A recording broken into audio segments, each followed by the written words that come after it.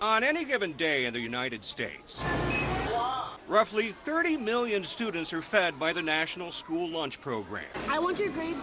I don't have grapes. 125,000 of them here in the Houston Independent School District. My kids don't eat a whole lot, so what they do eat, I like to get decent foods in them. But if you place any stock in the old adage, you are what you eat, what you're about to see may force you to rethink your food sources.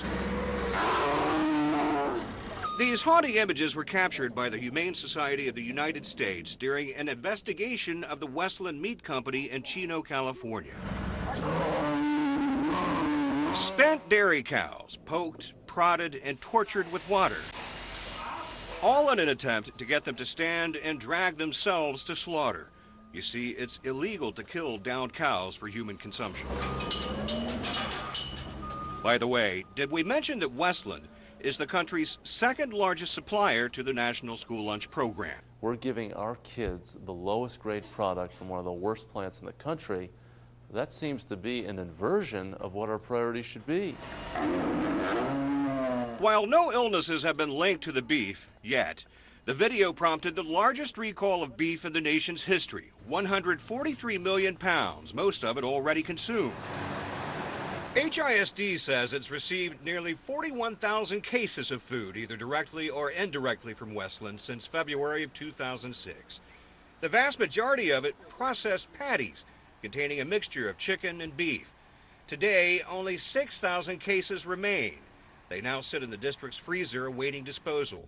But this isn't an HISD problem, it's a USDA problem. Correct. It's whatever suppliers or vendors that the USDA does business with.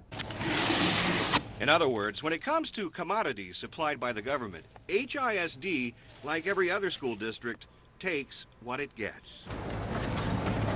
That said, the district says it keeps close tabs on what it does get, monitoring temperature and quality from the moment the food arrives at the warehouse. So where the temperatures are taken throughout the day to make sure that they're consistent with industry standards. To the point where it reaches school and ultimately the serving line. They even keep sample trays of each day's meals. In the event that there's any kids, any reported illnesses that occur that day, the next day, either from students or from teachers, we've got the sample tray and we can send the sample tray out for testing. Nathan Graff says in his 5.5 years as food service compliance manager for the district, he doesn't recall any cases of foodborne illnesses.